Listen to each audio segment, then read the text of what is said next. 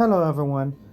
I decided that I wanted to share with you guys our paper journey, bringing my Filipino fiance from the Philippines to the United States. This is our personal timeline of the things that happened to us. Alright, first step, U.S. petitioner gathers various documents. U.S. petitioner gathers various documents, birth certificate, etc. to send with I-129F. In addition to that, you do need to have proof of a relationship, of a bona fide relationship. When I went to the Philippines, I made sure that I saved our airplane tickets because once I got in country to her island of Mindanao, we did traveling to Manila and other places. So I had made sure we had our airline tickets, copy receipts, itineraries, hotel receipts, places where we went, pictures of the places of where we went, and things of that nature. This is important that you have that particular documentation.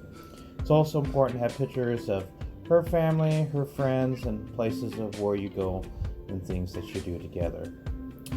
In addition to that, it's good during the particular time when you're apart that if you are sending her anything, presents and so forth, that when you have your interview, that you have proof that you've sent either presents, or if you're financially supporting her, that you have proof of that. And I did. I had proof of that by Zoom receipts and so forth.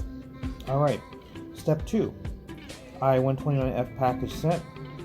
You make sure that you fill it out completely, all the papers, and that you sign it.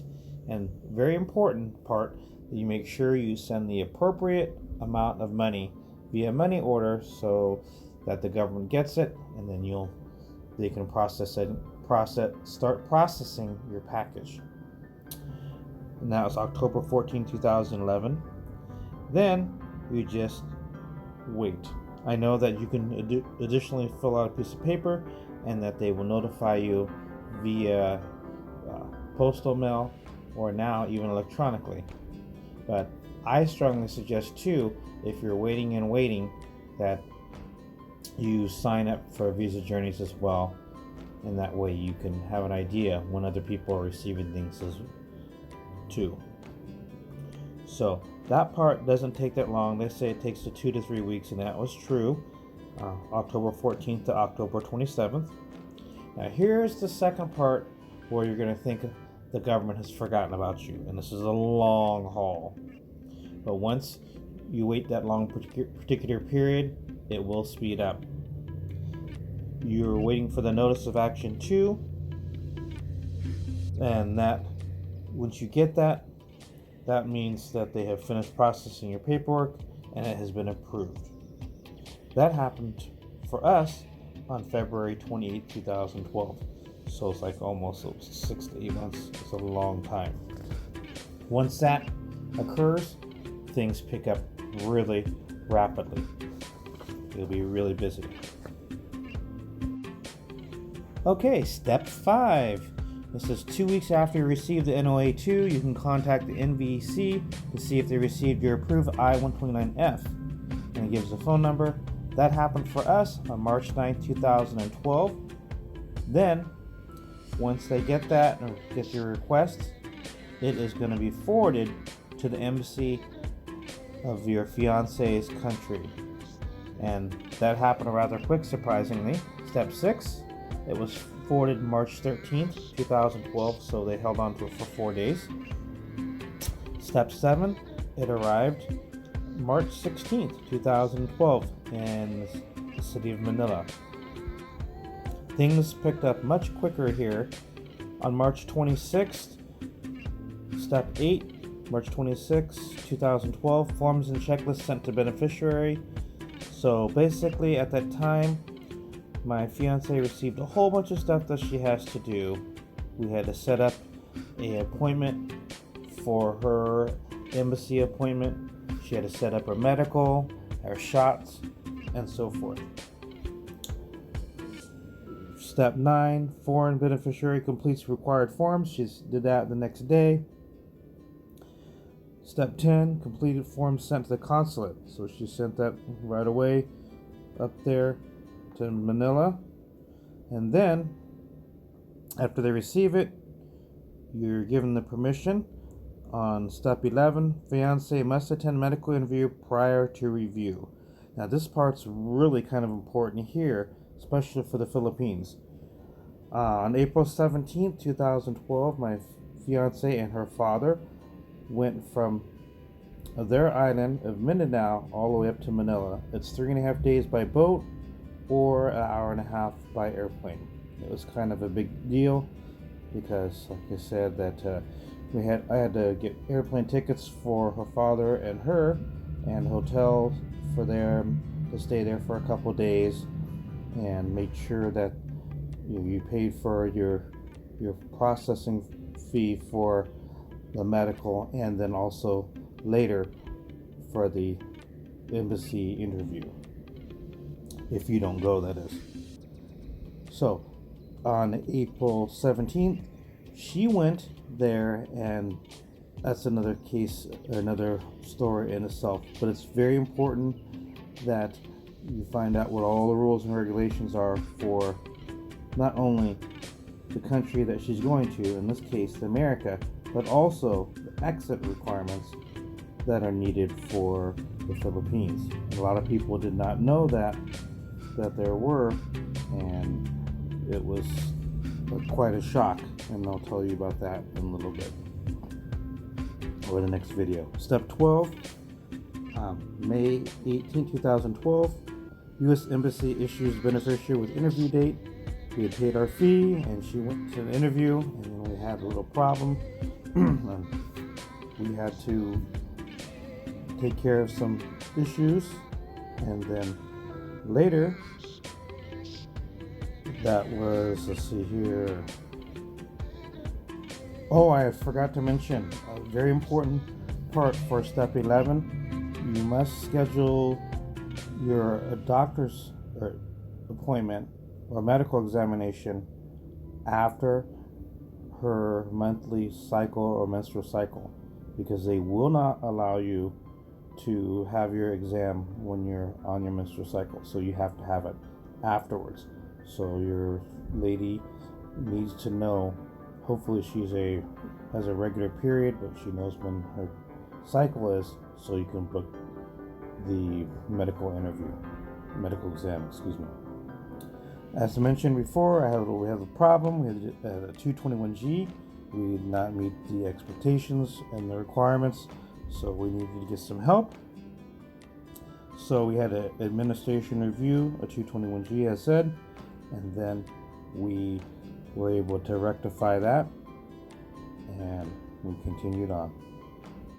Okay, so we had some downtime, unfortunately, from the May 18, 2012 interview, and we had the 221G, which we had to take care of, and we were able to take care of it, and we had to reschedule appointment, but they just required the documents. So after the 221G, we were approved September 6, 2012. So that was a good 3-4 months until we got everything taken care of. And then the visa arrived September 8, 2012, and she was able to start planning and preparing to come to the United States. Step 14, beneficiary travels to the U.S. and enters the U.S. That happened on October 4th, 2012, and the point of entry was through Minneapolis, St. Paul, and then she transferred from the international flight to a domestic flight, and she traveled forward to Chicago on October 3rd, 2012. I'm not sure as far as that was step 15. On step 16, apply for social security number. Unfortunately, I'm not sure that particular date. I have it written on the envelope, but we had just recently moved, and I'm not sure exactly where that particular envelope is. We wrote the date of when we applied, and we received it on that particular one, but I know we have it somewhere in a box. Okay. 17, apply for marriage certificate. We actually did that a day before. That was November 2nd, 2012. And they were married November 3rd, 2012. And then a week or so after that, I don't have the date, we changed the name on the social security number. And then we did the other requirements too, that we applied for her ability to work in the U.S. Step 21. We had to apply for adjustment of status, and we had a delay and some issues, and we had to do that a little bit later, so we're slow getting it done. We did August 20th, 2013, and one of the problems that we had is that my wife's passport was going to expire, and we had to go make an appointment to go down to the Philippine embassy, that was consulate, that was in Chicago, and make sure when you go, like we did, that it's not a Philippines national holiday, because we both forgot about that, and we took some time off work and we went down there and they were closed.